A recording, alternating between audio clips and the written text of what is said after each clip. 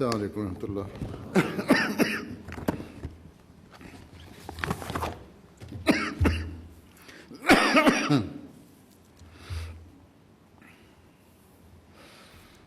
أشهد أن لا إله إلا الله وحده لا شريك له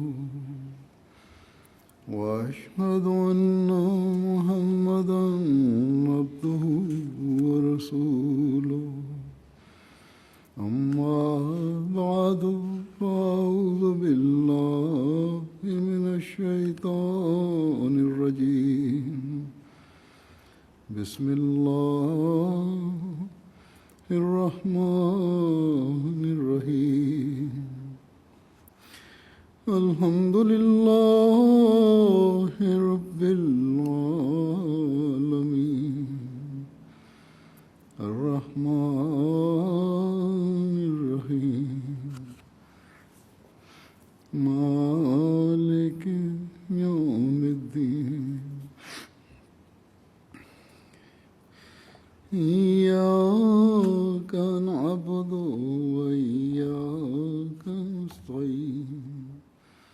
اهدنا الصراط المستقيم صراط الذين أنعمت عليهم غير المغضوب عليهم ولا الضالين.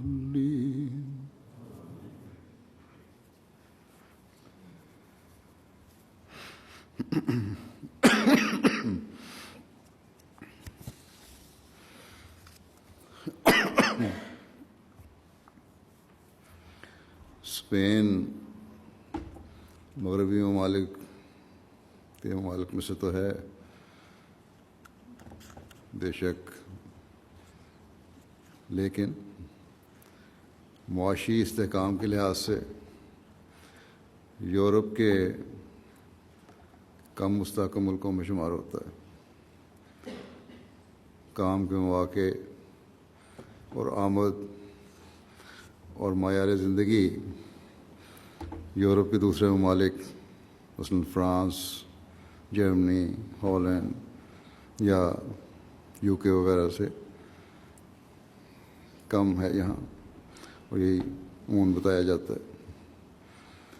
لیکن اس کے باوجود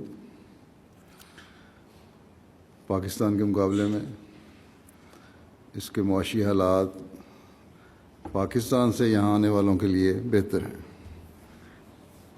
یہی وجہ ہے کہ بہت سے پاکستانی یہاں کاروباری سلسلے میں بھی اور ملازمت کے سلسلے میں بھی آتے ہیں. اور جہاں تک احمدیوں کا سوال ہے، وہ جو پاکستان سے نکلتے ہیں تو دو وجوہات کی وجہ سے نکلتے ہیں، جن میں سے سب سے بڑی وجہ مذہبی پابندیاں اور آزادی کا نہ ہونا ہے پاکستان میں احمدیوں کے لیے. دوسرے معاشی حالات کی بہتری ہے. یہاں آنے والوں کی اکثریت یہی کہہ کر یہاں اسائلم لیتی ہے یا مستقل رہائش کا ویزا لینے کی کوشش کرتے ہیں کہ احمدیوں کے پاکستان میں حالات ایسے نہیں کہ آزادانہ طور پر ہم اپنے آپ کو اپنے ایمان کے مطابق مسلمان کہہ سکیں یا عبادات کر سکیں یا مذہبی رسومات ادا کر سکیں. بعض لوگ تو صحیح طور پر اپنے حالات بیان کرتے ہیں یہاں جب کیس کرتے ہیں، لیکن بعض ذیب داستان بھی کر لیتے ہیں. مغربی ممالک میں یہاں کم اور دوسرے ممالک میں، یورپ کے ممالک میں زیادہ. حالانکہ اس کی ضرورت نہیں ہے. میں کئی دفعہ بیان کر چکا ہوں کہ اگر حقیقی اور سچی بات بیان کی جائے اور مذہب کے نام پر ہم پر جو زیادتیاں ہو رہی ہیں پاکستان میں، انہیں ہی بتا کر صرف یہ کہا جائے کہ ایسے حالات میں میرا وہاں رہنا مجھے ذہنی طور پر شدید دباؤ میں لا رہا ہے یا ڈالتا ہے، اور مستقل ٹارچر بھی ہے، تو عام طور پر یہ لوگ، حکومتی انتظامیہ بھی یا عدالتوں کے جج بھی سمجھ جاتے ہیں یہ بات، اور مدد کا اور ہمدردی کا رجحان رکھتے ہیں۔ بس دوسروں کے کہنے میں آ کر یا وکیلوں کے کہنے میں آ کر اپنے آپ کو یا اپنی بات کو مبالغہ آمیزی کے ساتھ پیش کرنے کی ضرورت نہیں ہے کیس کرتے وقت۔ اسی طرح شروع سے آخر تک بیان بھی ایک ہی ہونا چاہیے، نہ کہ بیان بدلے جائیں جس سے انسانیہ کو جھوٹ کا شبہ ہو۔ جھوٹ سے ویسے بھی ایک احمدی کو بچنا چاہیے۔ اللہ تعالیٰ نے تو جھوٹ کو شرک کے برابر قرار دیا ہے، اور ایک احمدی سے کبھی یہ توقع نہیں کی جا سکتی کہ وہ شرک کرنے والا ہو۔ ایک طرف تو اس کا دعویٰ یہ ہے کہ میں سب سے زیادہ خدا تعالیٰ کی توحید کا اقرار کرنے والا ہوں، حضرت صلی اللہ علیہ وسلم کی غلامی میں آنے والا ہوں، اور زمانے کے امام اور مسیح موعود اور مہدی موعود کو مانتا ہوں، اور دوسری طرف اس بنیادی گناہ جس سے بچنا ایک معاہد کا پہلا فرض ہے، اس سے بچنے والا نہ ہو انسان۔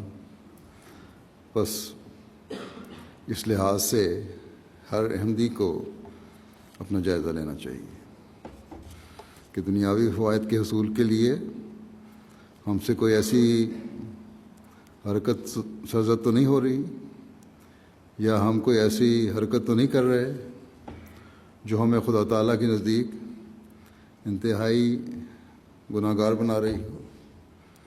بس جیسا کہ میں نے کہا، جب ہم اپنے ایمان کو بچانے کے لیے، اپنے دین پر قائم رہنے کے لیے اپنے ملک سے نکلے ہیں، تو پھر اللہ تعالیٰ کے حکموں کو سب سے اول فوقیت ہمیں دینی چاہیے۔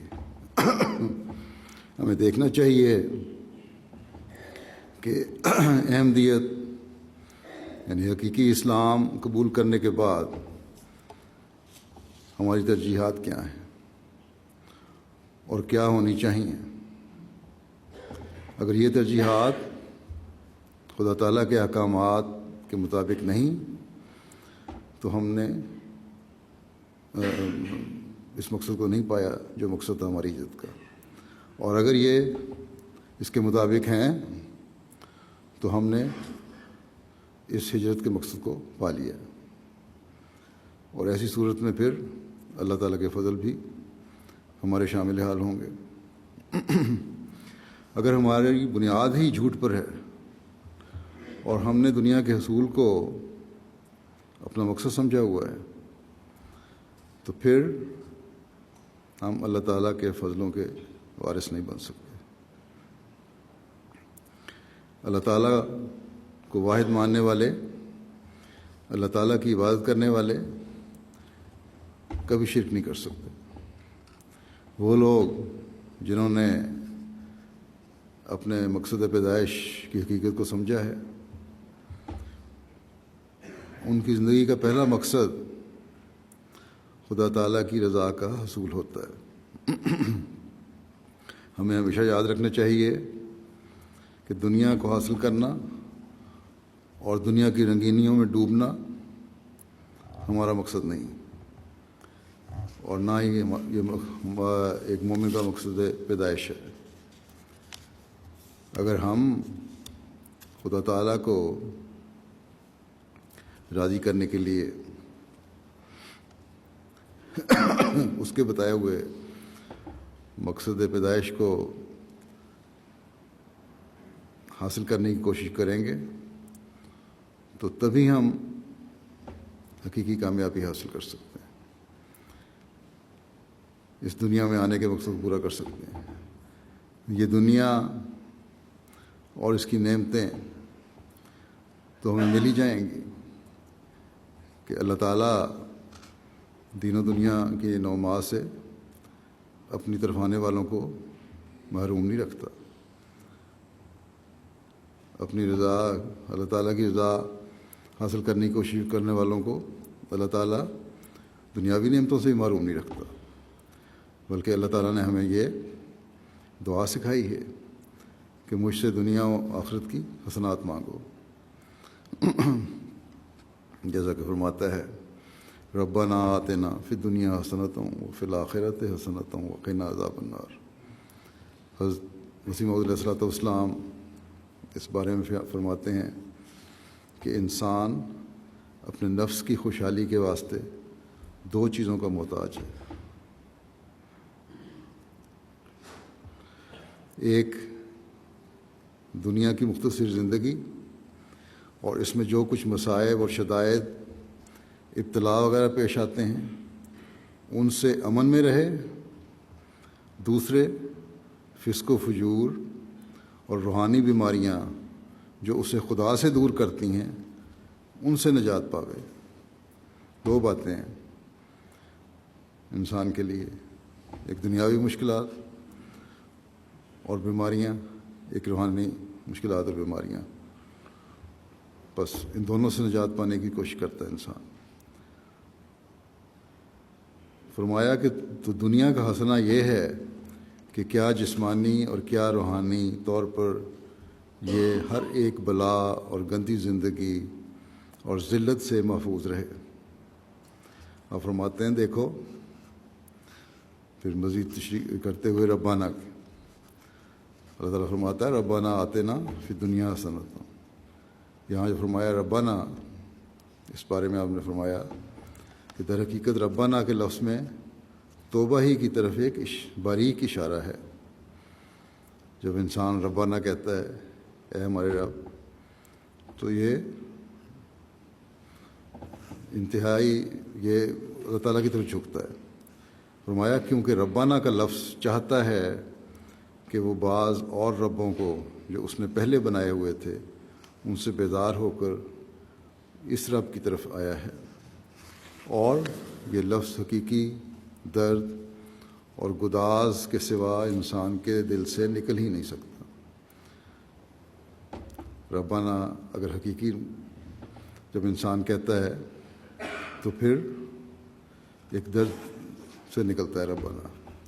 لوگ ایسے بھی ہیں صرف ظاہری طور پر ربانہ یہ دعائیں پڑھ لیتے ہیں، لیکن دلی کیفیت ان کی ہوتی۔ لیکن اگر انسان دلی کیفیت سے دعا مانگ رہا ہو تو تبھی حقیقت میں ربانہ کا لفظ منہ سے نکلتا ہے۔ اور حضرت مسیح علیہ السلام کے مطابق تو کہ ربانہ کا لفظ دل سے منہ سے نکل ہی نہیں سکتا جب تک حقیقی درد نہ ہو اور گداز نہ ہو۔ آپ فرماتے ہیں کہ اصل میں انسان نے اپنے بہت سے ارباب بنائے ہوئے ہوتے ہیں، اپنے ہیلوں اور دغا بازیوں پر اسے پورا بھروسہ ہوتا ہے، تو وہی اس کے رب ہیں۔ اگر اسے اپنے علم کا یا قوت بازو کا گھمنڈ ہے تو وہی اس کے رب ہے۔ اگر اسے اپنے حسن یا مال و دولت پر فخر ہے تو وہی اس کا رب ہے۔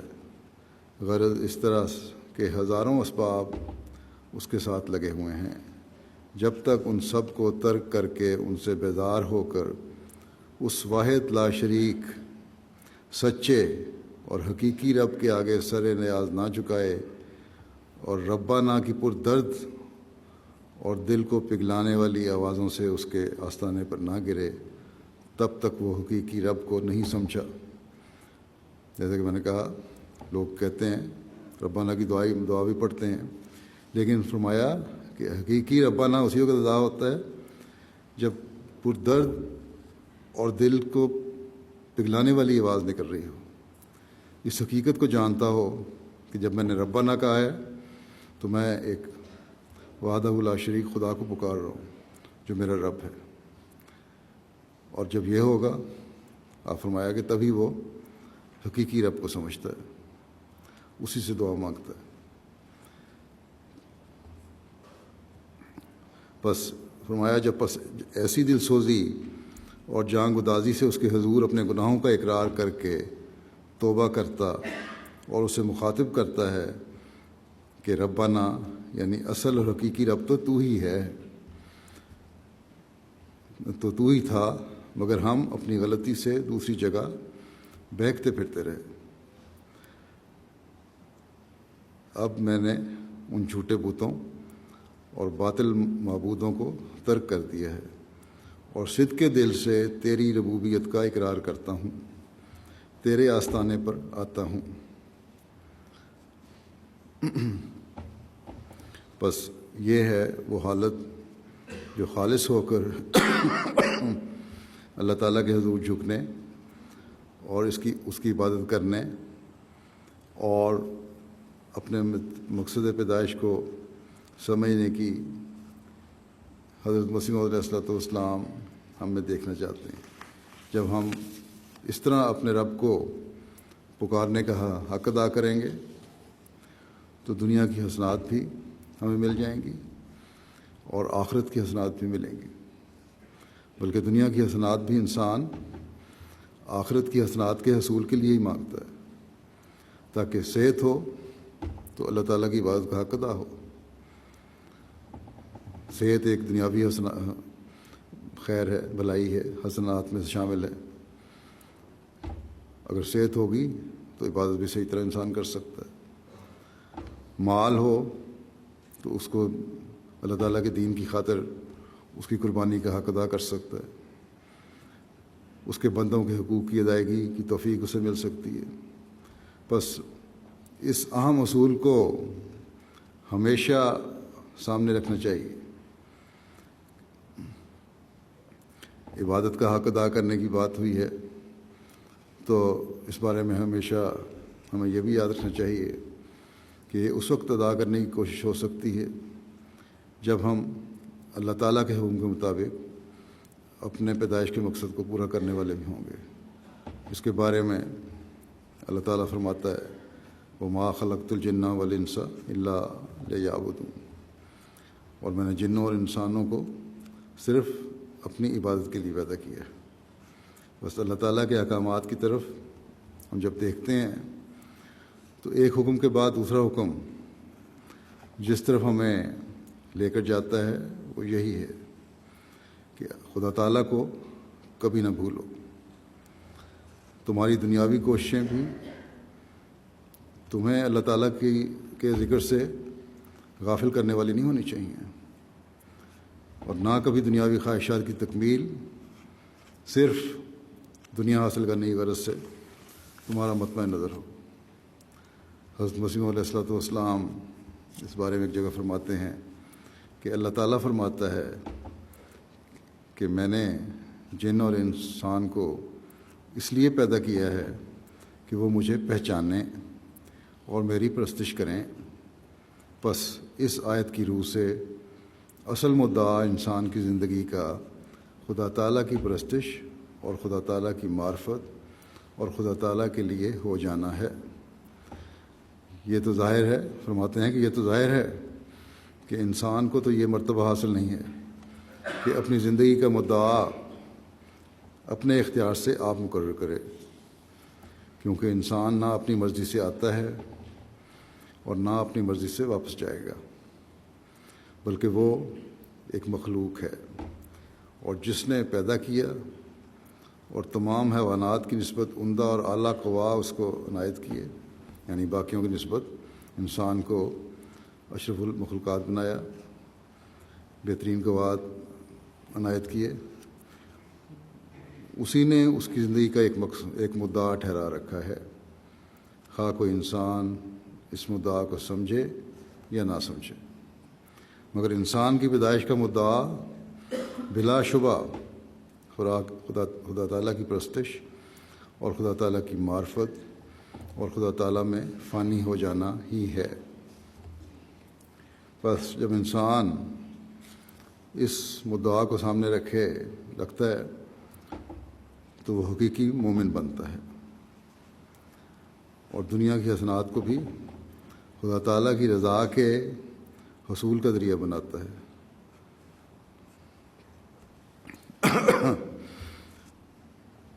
بس انسان کی ذہنی صلاحیتیں، انسان کی جسمانی قوتیں، انسان کے بہتر مالی حالات، انسان کو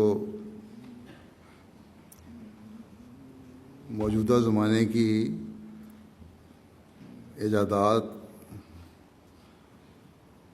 سے اور ان سب باتوں سے کبھی غافل نہ کریں۔ نہ صحت، نہ مال، نہ ذہنی صلاحیتیں، نہ جو چمک دمک ہے ہمارے ارد گرد دنیاوی، اس بات سے ہمیں غافل نہ کریں کہ ہم اپنے مقصد پیدائش کو بھول جائیں۔ جیسا کہ میں نے کہا تھا کہ احمدیوں کی اکثریت ان ملکوں میں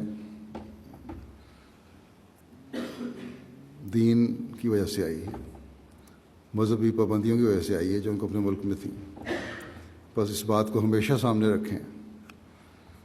احمدی اس بات کا اعلان کرتے ہیں کہ ایک لمبے اندھیرے زمانے کے بعد پھر اسلام کا روشن سورج مسیح موعود کے زمانے میں شروع ہونا تھا، حضرت صلی اللہ علیہ وسلم کی پیشگوئی کے مطابق، جس نے مسلمانوں کے دلوں کو بھی اندھیروں سے روشنی کی طرف حقیقی تعلیم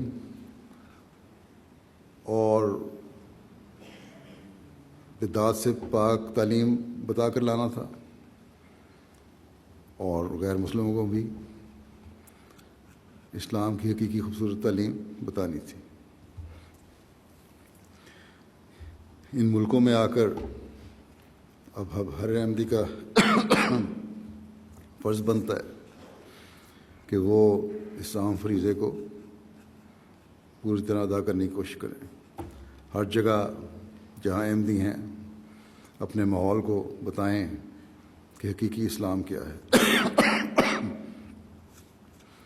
ہر احمدی کا عمل، اس کے اخلاق، اس کی عبادت کے معیار ایسے ہوں کہ دوسروں کی توجہ اپنی طرف کھینچنے والے ہوں۔ یہ جہاں احمدیوں کو دوسروں سے ممتاز کریں گے، وہاں یہاں کے مقامی لوگوں میں تبلیغ کے راستے کھولنے میں بھی مددگار ہوں گے۔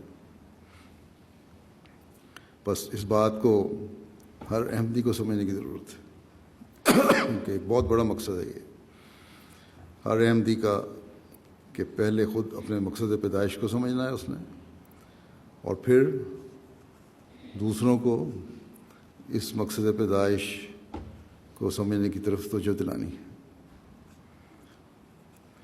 دنیا کو اس حقیقت سے آشنا کروانا ہے کہ دنیا کی نعمتیں جو اللہ تعالیٰ نے پیدا کی ہیں وہ خدا تعالیٰ سے دور لے جانے کے لیے نہیں ہیں، بلکہ خدا تعالیٰ کے قریب کرنے کے لیے ہیں۔ اس لیے اس میں اعتدال اختیار کرو، ورنہ اعتدال سے نکلنے کی وجہ سے تم تباہی کی طرف بڑھ رہے ہو۔ آج سے 4-5 سال پہلے دنیا کا اس طرح تباہی کی طرف بڑھنے کا تصور نہیں تھا، یا اس کو تسلیم کرنے کو تیار نہیں تھی، لیکن آج حالات بالکل مختلف ہیں، اور جس تباہی کی طرف دنیا بڑھ رہی ہے اس کی اصل وجہ یہی ہے کہ یہ سمجھتے ہیں کہ مغربی دنیا کی ترقی انہیں بچا لے گی، اور اگر نقصان ہوا بھی تو ایسا کہ ہم پورا کر لیں گے۔ لیکن یہ ان کی غلطی ہے جو ایسا سوچتے ہیں۔ جب جنگوں کی تباہی آئے گی یا آتی ہے تو پھر زیادہ معاشی لحاظ سے بے شک مستحکم حکومتیں بھی ہوں، وہ ملک اس جنگوں کے بعد پھر اپنے آپ کو سنبھالنے کی پہلی کوشش کرتے ہیں اور کریں گے اب بھی۔ یہ ملک جو کم مستحکم ہے، بعض یورپ کے ممالک، یہ تو پھر اور بھی زیادہ برے حالات میں جا سکتے ہیں۔ بس جہاں جہاں بھی احمدی ہیں وہ عملی کوشش اور سب سے بڑھ کر دعاؤں سے اللہ تعالیٰ کی رضا کو حاصل کرنے کی طرف توجہ کریں کہ اللہ تعالیٰ کا فضل ہی ہے جو دنیا کو تباہی سے بچا سکتا ہے، اور اللہ تعالیٰ کے فضل کو جذب کرنے کے لیے ان باتوں پر عمل کرنے کی ضرورت ہے جو اس نے اللہ تعالیٰ نے بتائی۔ اس کے حضور جھک کر ہی اسے راضی کیا جا سکتا ہے۔ ہر احمدی کو یہ یاد رکھنا چاہیے کہ صرف حضرت مسیح موعود علیہ الصلوۃ والسلام کو ماننا بھی اسے دنیا و آخرت کی حسنات کا مالک نہیں بنا سکتا، نہ ہی آگ کے عذاب سے بچا سکتا ہے، بلکہ حضرت مسیح موعود علیہ السلام کو ماننا زیادہ ذمہ داری ڈالتا ہے کہ اپنی زندگی کو اللہ تعالیٰ کی رضا کے مطابق ڈالا جائے۔ حضرت مسیح موعود علیہ الصلوۃ والسلام ایک جگہ فرماتے ہیں کہ یاد رکھو، نری بیعت سے کچھ نہیں ہوتا۔ اللہ تعالیٰ اس رسم سے راضی نہیں ہوتا جب تک حقیقی بیعت کے مفہوم کو ادا نہ کرے، اور اس وقت تک یہ بیعت نہیں، نری رسم ہے۔ اس لیے ضروری ہے کہ بیعت کے حقیقی منشا کو پورا کرنے کی کوشش کرو۔ اور حقیقی منشا کیا ہے؟ فرمایا یعنی تقوی اختیار کرو، قرآن شریف کو خوب غور سے پڑھو اور اس پر تدبر کرو اور پھر عمل کرو، کیونکہ سنت اللہ یہی ہے کہ اللہ تعالیٰ نرے اقوال اور باتوں سے کبھی خوش نہیں ہوتا، بلکہ اللہ تعالیٰ کی رضا حاصل کرنے کے واسطے ضروری ہے کہ اس کے احکام کی پیروی کی جاوے اور اس کے نواہی سے بچتے رہو۔ جن باتوں سے اس نے روکا ہے ان سے بچو۔ اور یہ ایک ایسی صاف بات ہے کہ ہم دیکھتے ہیں کہ انسان بھی نری باتوں سے خوش نہیں ہوتا، بلکہ وہ بھی خدمت ہی سے خوش ہوتا ہے۔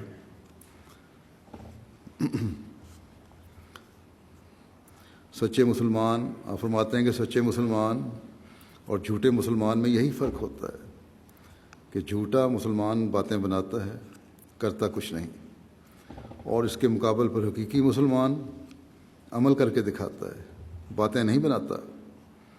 بس جب اللہ تعالیٰ دیکھتا ہے کہ میرا بندہ میرے لیے عبادت کر رہا ہے اور میرے لیے میری مخلوق پر شفقت کر رہا ہے، تو اس وقت اپنے فرشتے اس پر نازل کرتا ہے، اور سچے اور جھوٹے مسلمان میں جیسا کہ اس کا وعدہ ہے فرق رکھ دیتا ہے۔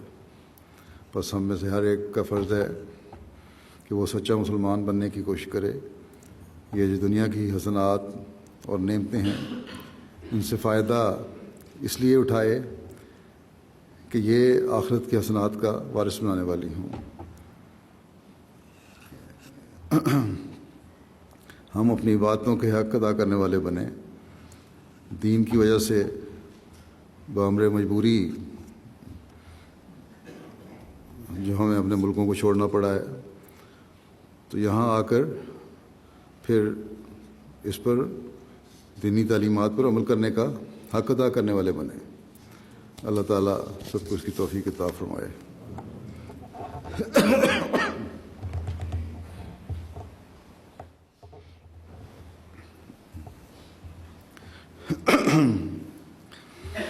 الحمد لله نحمده ونستعينه ونستغفره ونؤمن به ونتوكل عليه ونعوذ بالله من شرور أنفسنا ومن سيئات أعمالنا من يهده الله فلا مضل له ومن يضلل فلا هادي له ونشهد أن لا إله إلا الله ونشهد أن محمدا عبده ورسوله عباد الله رحمكم الله إن الله يأمر بالعدل والإحسان وإيتاء ذي القربى وينهى عن الفحشاء والمنكر والبغي يعظكم لعلكم تذكرون اذكروا الله يذكركم وادعوه يستجب لكم ولذكر الله